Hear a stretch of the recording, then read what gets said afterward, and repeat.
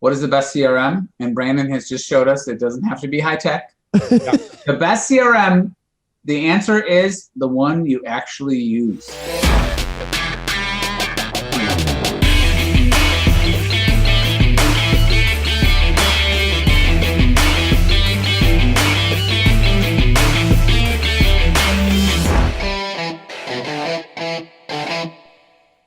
All right, so we've got three dudes here. Going to talk about real estate. Going to talk about stuff, selling houses, lots of stuff. Lots of stuff. A little bit of marketing, a little bit of burnout, a little bit of follow up. There you go. So that's what we're doing today. We're going to talk about mindset. We'll talk about working your database and follow up. We're going to talk about refueling. We're going to talk about burnout and talking about Dan Kennedy and how all roads lead back to Dan Kennedy. It's true. Yep. That's it. So let's start with mindset. You said it, Brandon. You're the one who's like, I'm fired up. Why are you fired up? Yeah. Well, I think just not my mindset, but I spoke to another agent. She's a top producer. Like, she kicks my butt. And she was so down in the dumps when I called her. She's like, I'm not doing any work. I'm not doing any business. It's January. I should be busier. And my mindset is always, I'm optimistic in the future and what's going to happen and everything else. But every January we're slow. Regardless of COVID, our market is slow. Everyone's hibernating. There's snow on the ground. And tell people what market you're in, just so they know. Kelowna, BC, so Canada. So we do get a fair amount of snow. So a lot of that comes from, being down in the dumps about January, or leveraging your time in smarter ways so that February, March, you can come out of the gate stronger and faster. So like this year, instead of wasting January and not doing anything, I've implemented a bunch of auto plans that I wasn't using. I've done some email templates, and that's how Dan Kennedy is going to get involved in this. But just bettering every single little system that I can tweak in that to make my job easier when I come out of this, this slump. Yeah, it's the same thing for me. We're in a cold market too, and January's like, you can roll a grenade through here. There's like 4 active listings in our market, and nobody wants to do anything. It's starting to warm up a little bit as far as the market, but when you say no one wants to do anything, you mean like no buyers and sellers, or do agents pretty much take off like the entire month, like for both of you? Well, it's a combination of both, I think. Yeah, typically here, I don't know what the percentage is, but there's a lot of agents that will work really hard for that 6 months, and then they'll do 3-4 months in Palm Springs or Arizona or what have you. But typically, December, January, February is pretty quiet, and then March will kind of be our surge of inventory starting our spring season. Yeah, for us, it's basically the week after the Super Bowl is like when our spring market starts. So it's starting to ramp up now, and like obviously it's still super competitive. Like I've had 3 agents write offers $10,000 over asking, which is insane for Indiana, and they're just getting their head kicked in. So, wow, yeah, it's still rough. So what do you do then for mindset this year, Brandon? Because like I've rarely seen you this excited. Like you just seem like you're like lit up today. Well, I think it's and again, it's like anything that's you do every day, and so I'm always feeding myself with positive stuff. Like I don't watch the news. I don't watch TV. I play Warzone, but that's the only TV time that I have. And outside of that, I'm learning from an audiobook. I'm reading a book. I'm studying a podcast. I'm doing all these things to just always be at, and I'm not always at my highest, but I'm always very close to it because of what I'm refueling.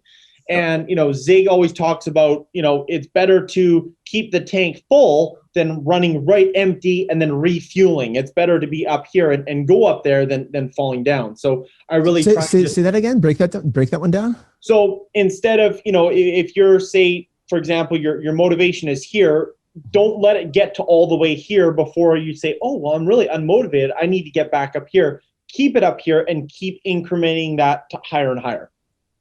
Interesting. And does that resonate for you, Jeff? Yeah. I think that what I gleaned from what Brandon's saying is like his habits are like what's making his positive attitude. Brandon, I'm just assuming, I bet you probably didn't have a positive attitude your entire life. No.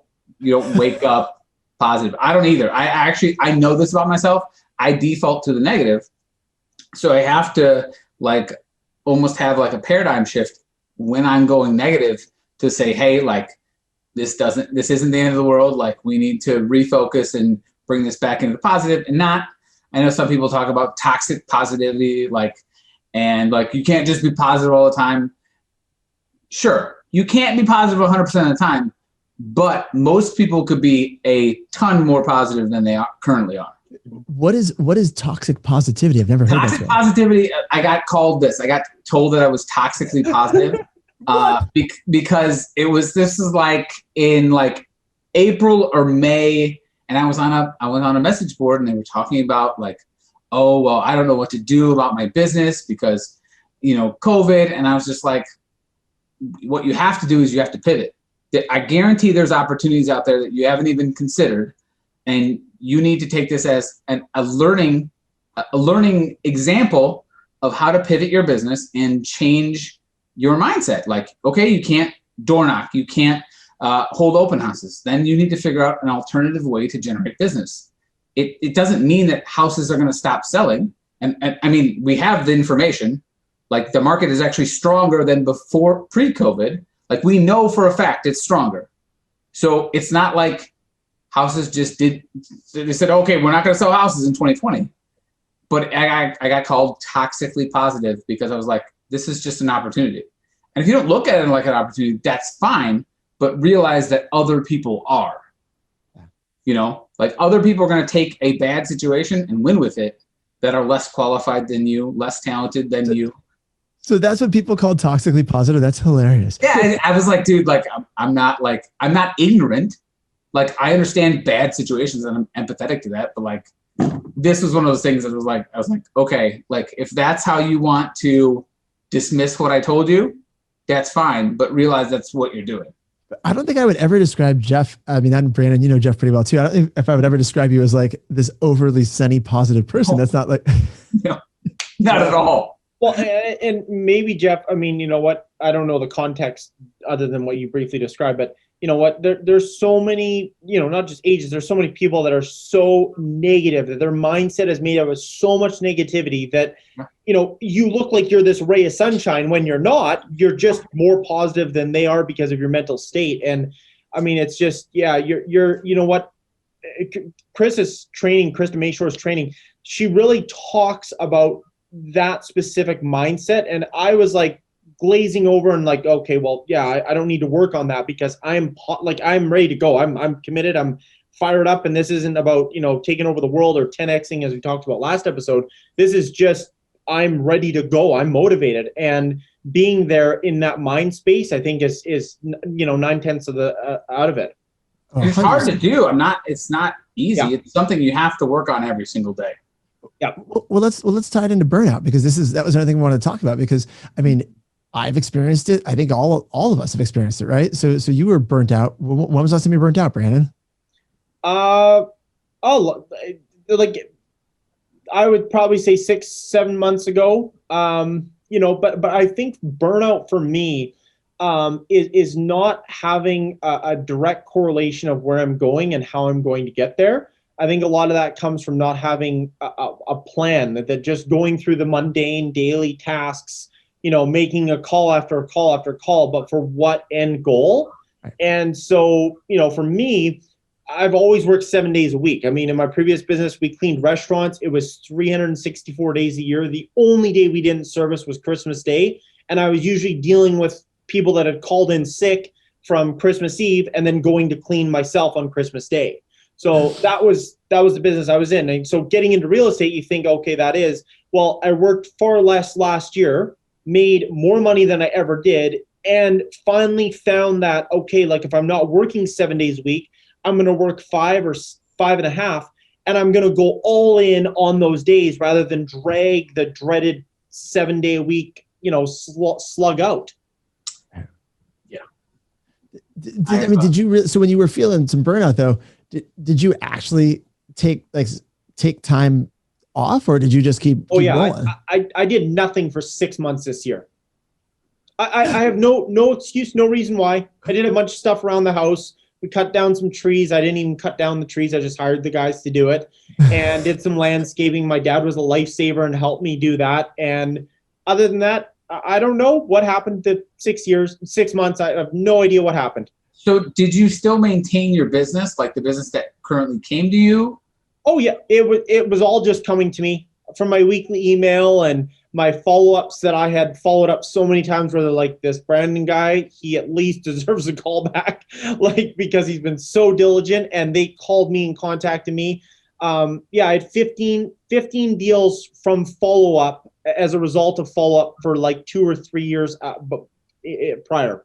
Wow. So I think that's an important distinction, because I went through burnout like basically all of December and like the first week of January. I was like just kind of just fried on the business, but like that didn't mean I stopped selling houses. So I want to be very clear, like we still were selling houses. Yes. But like for people that are as experienced as us, it's not that mentally taxing to do that. We can compartmentalize a lot of the stuff and be very efficient about it. Even though we're burnt out, it's just Brandon and myself weren't actively going for new business as aggressively as we have in the past. Right. So it's not like we shut our doors, turned off our phones, and But that's what I wanted to point out when Brandon said, because I was laughing because I heard Brandon say I did nothing for 6 months earlier, and I was laughing because I'm like, I know that what his nothing actually looked like. But it felt like you were going through the motions, and what you normally do at a really high level, you just scaled back a bit. But it's because you were disconnected from a higher purpose in it, right? It was just kind of, I'm just doing it because I do it, but what's the point? Yep. And you know what? If I look at last year, I had goals I didn't reach. I had goals of you want to hear a burn-in? I got my YouTube subscriber report. You know how YouTube sends you that email at the end of the year? Here's your channel, blah, blah, blah, blah. Well, I had planned to do 52 videos, one a week. Nothing crazy, one a week. And I procrastinated and didn't do one. And it said total uploads for the year, your top uploads, no video content to display, no video content to display, no video content. And I had grown, like 70 people had subscribed. I don't even know why, but they had subscribed. And I'm like, man, like it was just such an awakening to be like, if I wasn't making the calls, if I wasn't working, I could at least have sat for 20 minutes and shot a quick video. That's really funny. It's hard to tell yourself that when you're dealing with it. Yeah. You know? So what I did was I spent a lot of time working on my business, like high level stuff, like back end stuff, making sure my systems were all organized. That helped a lot because I actually like that stuff. So that helped a lot. Yeah. I think it's really normal. Don't you? Yeah, for sure. Yeah. I didn't feel 1 ounce of guilt either. I'm telling you, I took almost all of December off. I spent like 2 weeks straight with my kids. It was probably one of the best times of my life. We just hung around and did nothing with no guilt. So it was awesome. I don't regret it for a second. Yeah. Now you're back to hustle? Getting there. Sure. Yeah. Sorry. So before we change gears, then let's talk about that real quick. Let's talk about refueling, and then we'll talk about refueling and how that ties into like working a database, right? Because the same concepts go. So how do you refuel in terms of mindset? And then let's talk about your database follow-up, Brandon. What are you doing to refuel right now? So for me, refueling was, you know what, like I'm going to make, so last year was the first year I actually tracked my numbers. Something I learned, I know you hear so many agents talk about it, but there's so many coaches, pardon me, I just didn't. And so I had no idea what was generating, what was working, what was closing, what was everything. So now I know, and now it's like, okay, I got, 8 deals for my weekly email. So part of December and part of January, I went through and redid my entire weekly email, made it like super modern, minimal, added these things, tweaked these things, changed providers. And now it's going out with a better open rate and a better viewership. And I'm adding a weekly video every Monday morning to that weekly email. And so that was one of the things where I'm like, okay, if I got 8 closings, I want, nothing crazy. I just want 2 more. So I want 10 this year. And I'm pretty confident that I'll be able to get that. That's awesome. I love it. And that came out of looking at your numbers. So for you, refueling looked at like looking at the business at a high level and then figuring out what steps do I need to do and that got you re-engaged. Yeah. And in doing that and looking at the numbers going, okay, I can't make 100,000 cold calls this year and be at my 45 deals. I need to be more. So how can I leverage and pivot and change my business model where I'm getting more traction and more leads rather than just dialing the phone number. And yes, I do need to spend some money, but how can I spend it in the best light? Yeah, it's leverage. You started looking for leverage. And if you're an entrepreneur, I mean, I'm assuming, I've never asked you guys this, but do each of you self-define as an entrepreneur? Yes, 100%. Okay. So I was imagine, like, I always assume every agent's an entrepreneur, but I'm sure there's some agents who are like, I'm not an entrepreneur. I know a lot of agents who do not self-identify as an entrepreneur. All right. But if you're an entrepreneur, I feel like that setup, that step back and that looking at it is kind of what gets you going as an entrepreneur, right? Like that's the part that's exciting. Yeah. Selling houses, like I sell widgets. Like I like houses and I like making people happy, but at the bottom line, I hate to say it, but I sell widgets. They just happen to be houses that people live in. And I like putting the business together as a whole. That's what excites me. Yeah. Right. Yeah. Yeah. Okay. Just making sure. For sure. All right. Just checking. All right. So let's talk about working your database, because you said you're not going to make 100,000 calls this year, but yet you still make a ton of calls, Brandon. Yeah. Like a ton. So how do you follow? What's your follow-up plan? What do you do? So my follow-up plan, I've got Grant in my brain for 7 years being like, follow up to them till they buy or die. And, that, and then I'm like, yeah, okay, that's fine. If you're only making, 10 calls a day and you've got a couple hundred people to follow up with, well, when you make thousands of calls a week, you've got thousands of people to follow up with. So I'm kind of more of that direct approach where now, are you buying or selling real estate in 2021? Do you have any plans? Yes or no? Mm-hmm. So it's yes, great. When? If it's no, do you have any plans in the next couple of years? Okay, no problem. And then I'm going to try and get that email to add to my weekly email. And then I'm going to move on. So, it's not that false sense of having all of these leads that are going to do anything that wind up 99% of the time not doing anything at all, getting to the real quality ones. And how do you keep yourself going to do all those follow-up calls? Because you told me you had how many sellers on your list? 136. 136, and you called a bunch of them recently. And how many said not buying this year? So this morning selling. Before we hopped on, I did 36 contacts. I talked to 36 people, and 36 of them said we're not selling this year. You talked to 36 today? Yeah. How long does that take you? I started at about 9. So we started at 11. So it was about two hours. So, okay. But these are people you've already had a conversation with. Yes. You've already verified that their phone number works. Yep. So I want to be clear for those of you who are watching. Yeah. I wish I had my contact rates are extremely high because these are people that I've called a year or 2 or 6 months ago saying, yes, we're thinking of selling next year. Call me back then. And so so he's already scrubbed the listing. That's not going to answer the phone. And by the way, people who are watching this recording later, because since this is recorded, that's everybody. He's talking about he called from 9 p.m. at night. It's 11 o'clock at night now. So he's calling from 9 p.m. at night to 11. So the reason they're answering because they're all asleep in bed. No, I'm kidding. No, that's a joke, dude. No, it's 9 in the morning. He's calling at 9 in the morning, 9 in the morning to 11 in the morning. And you got 36 people in 2.5 hours. That's awesome. Yeah. And so it's pretty motivating when your pipeline is going smaller. But now it just means, okay, I got to dump the leads or whatever warm interest and get on the new people to find the people that are having a moving situation this year. Interesting. And so that, is that part of why you're excited about focusing on more of this like attraction-based marketing? I mean, because you've done the grind of calling for a while. I mean, do you enjoy the grind, or is it just something you're wired that way?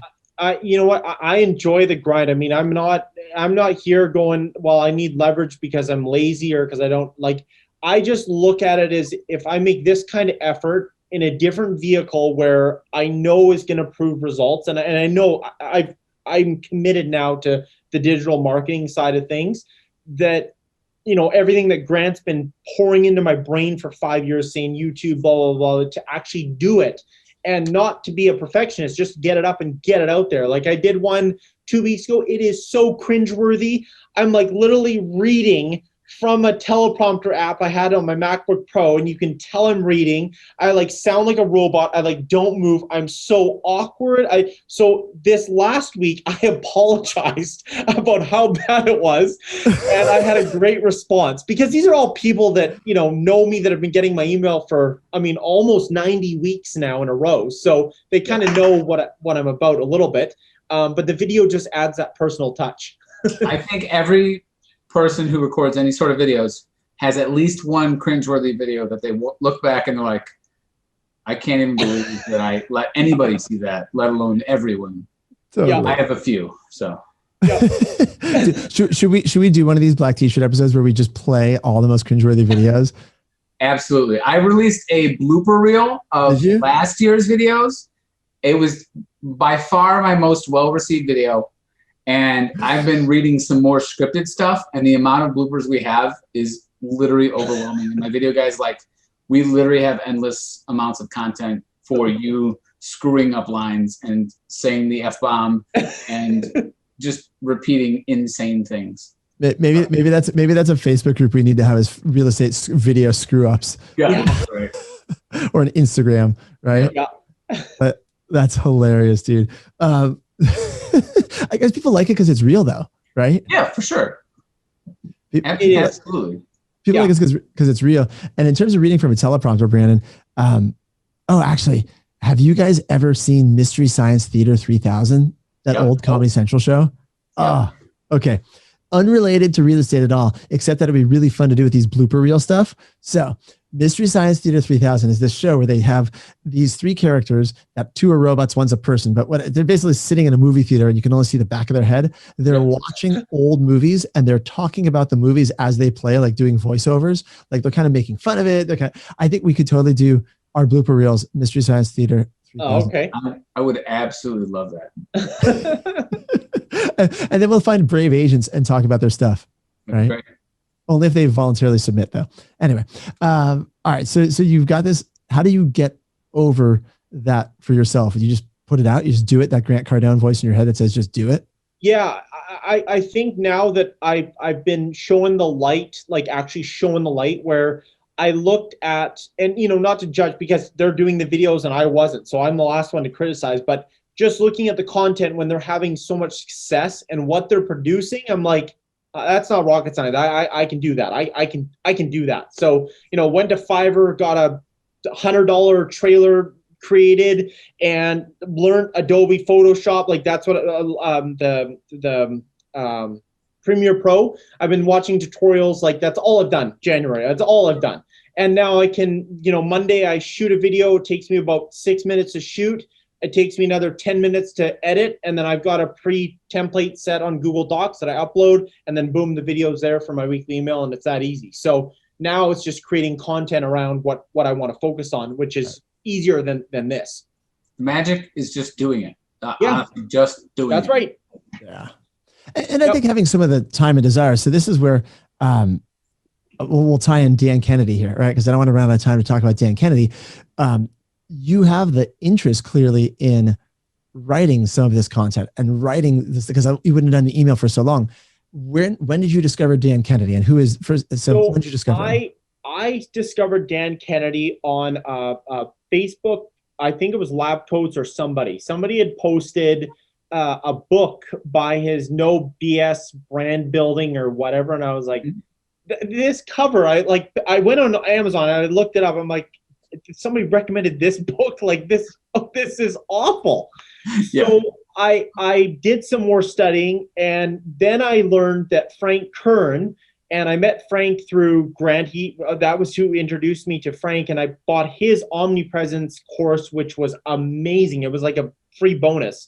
And so I was like, okay, anyone who taught Frank, obviously there's some gold here. So I ordered that one book. And then I literally think it was like 4 or 5 pages deep. I ordered like 16 of Dan's books, every single one of them. And I've just been gobbling them up like crazy. And I'm doing the ultimate sales letter now. And so now the creative juices are flowing because I'm committed, because I'm motivated. And so I'm going to do a templated letter campaign for expired listings, because in Canada, we can't get numbers. So I'm going to get basically a Dan Kennedy type letter, and with call to actions and everything, with a click funnel that will register with only that link for those expired listings, that will funnel in and see if it works. Look at you. You're combining new school with old school, Brandon. I'm so proud of you. And that's what we should, by the way. So if people don't know Dan Kennedy, how would you sum up Dan Kennedy? So you guys? he is, like his title says, a no BS kind of guy, and gives you straight to the point. But if you're interested in marketing and branding and writing better content to sell anything, you should pick up his entire list of books, in like every single one of them. Yeah. He's the Michael Jordan of marketing is what I've heard him described as. Oh, I like that. The copywriting. I mean, that's the ultimate sales letter is really good. And nothing has changed since he wrote all that stuff. No, it's all the same. And a lot of the current marketers, and without going down the list of names in real estate today, they still borrow stuff and take stuff from the Dan Kennedy playbook. Right? It really is all the same, and it works. And I just love his adage. I mean, as realtors, we see other realtors doing something, so we all copy, whatever they're doing, and vice versa. So Dan's comment is, well, do things differently, not in a bad way to stand out, but in a good way. And you're not going to appeal to the mass market, but you're going to find those 10 people that are going to be attracted to you and your marketing message that are going to be your business and your leads. So it's very interesting to look at it that way. Yeah, I love it. All right, you're making me want to go back. I read that stuff. It was years ago. I read it. I'm like going to try and find my copy. That's so. The way I learned about Dan Kennedy was actually from another Canadian. So Craig Proctor. Oh, right? Yeah. Okay. He's in the book I just finished. Yeah, I was in Craig Proctor coaching in 2004. Right. Wow. So back in the day, what is that? How many years ago is that? That's a long time ago. I was in grade 12 in 2004. I had just graduated 2 years prior. I was 20 years old. Oh, okay. I'm 41. Am I that much older than you guys? I guess I must be. All right. So I'm 41, but yes, I was in Craig Proctor's super conference in 2004, 2005.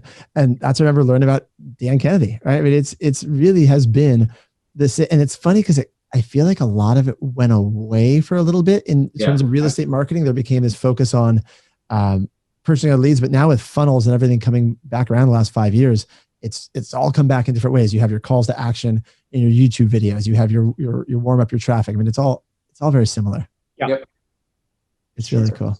I'm glad you talked about Dan Kennedy. All right. So if people want to go out and find it, I know you said pick up the entire Dan Kennedy catalog, but if they were just pick up like one book, what would you recommend, Brandon? The no BS building a brand. Or how to build a brand or build it, because he talks about how if you as a in realtor terms, if you as a realtor try and carbon copy a large corporation, or there's just no way that they spend to be known, but they don't spend for a result. And the biggest takeaways is, I know it's so cliche, but if you put $1 in, you want to get $1.50 or $2 back out. Well, it's very easy to say, I'm going to do Facebook ads, but how much can you spend without a zero return? And so he kind of corners where that is, rather than just I'm Brandon Grass, I'm a realtor. Well, have a explicit message delivered to that target segment that's going to make them take an action. Do you want to buy a home? Do you want to sell a home? So you're going to spend more to get a few, but the few that you get should be very high quality.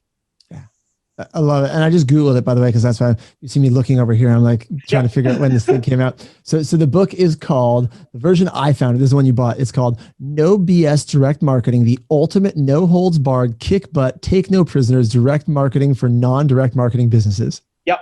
That's the one. Best title ever. So that was published in 2013. And I was just looking at his LinkedIn. You want to know the first year Dan has on his LinkedIn as being in operation? 80 something, 70s? 1980. Wow. 80. And I wonder, and who did Dan learn? I'm sure Dan learned from someone else from direct response marketing, or is Dan really the godfather of direct response marketing? I guess so. I don't know, but like I'm just so glad that I was able to find him, because he is just, so now when I'm doing my email templates and everything, like I go back through and I'm like, oh, Brandon, I mean, I didn't know any better, but it's all garbled and it's hard to read and it's all like run on sentences and everything. Now I've added some spaces and all of a sudden it's like, wow, I think Dan would be impressed to a certain degree. So it's all, and my response is better. Like now I'm actually getting replies and responses, and it's like, I don't know if that's just a coincidence or it's actually working. No, that's cool. Okay, so you have how many people on your mailing list? You have roughly how many? I have 1,686 people as of Monday. Okay, that's this email list. These are potential buyers and sellers mainly that are on there. That's a big email list, considering that you built it, not just a bottle random list of traffic. These are people you've interacted and engaged with, who know you. It's why you get such. But now that you changed the format based on Dan Kennedy's stuff, you're actually getting noticeably more responses. Yep, noticeably more. So one of Dan's things, I was reading one of his books just before Christmas, and he said adding that personal element to your subscriber and your database list. So I'm like, well, nobody really cares, but Dan says, so I'll try it. So I added a Christmas bun recipe. It was my mom's tradition. She made it every Christmas morning. Now my wife does. So I included the recipe. I had 16 people respond back. Either they had the buns, loved them when they were younger, they make them themselves, and it's a staple in their family. And then a couple of, we're going to try this and we'll let you know how it goes. And I was like, wow, they're not looking to buy a home, but that's not the point of the weekly email. It's just a byproduct, right? And I was like, wow, this actually works. Yeah. And you can even extrapolate that to social media. I literally have never asked for business on social media ever. And my business is decimated. I'm not going to sell any houses. I'm not going to attract any agents. No, it's not. It's like you can still talk about real estate without, hey, do you know anybody who wants to buy or sell? Like the last thing I want is when I call Jesse and he sees my number come across his phone. He's like, oh, Jeff just wants to talk about buying or selling a house. Like, I don't want to move. I like my house. Like, that's the last thing I want people to talk about. Like, I want Jesse to be like, hey, Jeff's going to give me some value. We're going to have a good conversation. He's going to be a real person, especially in this society, especially like post-COVID or during COVID. Like, people want human connection, and they want to feel like they're not talking to a robot or somebody who's only out for themselves. Right. 100% agree. And by the way, you just gave me a good idea. We should start, because these episodes of Black T-Shirt Crew could last forever. We should start talking about the fact that COVID's already ended, so it's like timeless, right? So that like it's because it's clearly not ended yet. That's it. Brandon's like, yeah. It's not ended yet. We'll just pretend like this is, COVID's done, right, guys? Yeah, of course. That way we can release this thing in a year. It doesn't matter. It's like, COVID's done, or 2 years, whenever. Yeah. Oh, yeah. Yes, I agree. All right, well, good. Anything you guys want before we wrap this thing up? We covered a lot, dude. We covered mindset. We covered working your database, burnout, Dan Kennedy. Anything else that you guys want to add? Well, one aha moment is, everybody hears about fortune and the follow-up, but Dan, in one of his books, talks about how every small business has $1 million of lost revenue inside their system, inside their leads they just haven't followed up with them. So that was a big aha. And again, reviewing my numbers for last year, I looked at my realtor.ca leads, and don't shoot me, I had 86 leads and I had one closing from those 86 leads. I don't even know what happened to the 85 people. I have no idea. They're in my follow-up boss, but I have no idea where they are. So because of Dan, I created a really old school, but it's just a simple lead form. And basically every lead, every sign call, whatever gets on this form. And then it goes through date, contact info, name, email, mobile, source, action required, meeting scheduled for, email more information about, added to my email, like added to a listing search, set up on auto search, and then added to my weekly email, and then completed on. So these stay on my desk on the inbox until I've dealt with them and put them on. And so this way I can track my leads and my closings, because that was terrible. 85, potential people to buy and sell. Wow. You know what I heard from that? I heard Brandon say, hey, I have better than a 1% conversion rate. And most agents are like, that's not that bad. But Brandon's like, I need it to be 14% to be able to sleep at night. Yeah. That's what I heard. Yep. Yeah, but I love that you're creating a physical reminder that like you must do something with this, or else. It's like, I love that, dude. And it's what is the age-old question in every real estate Facebook group? What is the best CRM? And Brandon has just showed us it doesn't have to be high tech. The best CRM, the answer is the one you actually use. Yeah. So it doesn't matter if it's a binder. It doesn't matter if it's like the most high tech, CRM in the whole world that will like sense the buyer's algorithm and the way their mind is working on a Tuesday afternoon. So they go to the home search website. postcards, doesn't matter. Excel spreadsheet, none of it matters. Just use it. What do you hold up? What's that card, Brandon? So this is the best CRM you will ever have. And it says note cards, name, address, phone number, email, their motivation on 1 to 10 based on your qualifying questions, date acquired, and expired 30 days from the date acquired. So they're buying or selling in 30 days or this goes in the trash. And that's just a little note card. A right side, buyer or seller, where, when, and why, and what leads are on 8, 9, 10. So you grade them, and then these sit on my desk. My desk is so messy right now, but I've got a stack of lead cards for right now that I'm currently working on. So at any time when I'm feeling down in the dumps or what have you, I pull out all my lead cards and then I go through each one and basically asking them for if they're buying or selling or if they would like to schedule a meeting in the next couple of days. I'm laughing because I do the same thing. When you said you're feeling down in the dumps, like when I'm feeling like, is this working? Is everything I'm doing? Like, I have my list of my hot prospects, right? And I will literally just go, I'm just going to call down through. Like I did this the other day, and I made 2 phone calls and booked 1 appointment. I was like, okay, I'm going to stop. Dude, I can't believe you're saying that. I did the exact same thing yesterday. Then you start feeling better, and you're like, okay, cool. Like, I mean, yes. I know coaches will say when you set 1 appointment, you're supposed to keep going, but like, I felt good. I was like, okay, I feel better. Setting 1 appointment is more than most agents do in a day. Yeah, like I feel good. This turned into like the anti-hustle show, which is yes. How to Sit on Your Couch for 6 months by Brandon Grass. No one listening is going to believe any of us sell houses. No, I believe it. These guys sell a ton of houses. I'm telling you, go check them out. They really do. Anyway, all right, guys.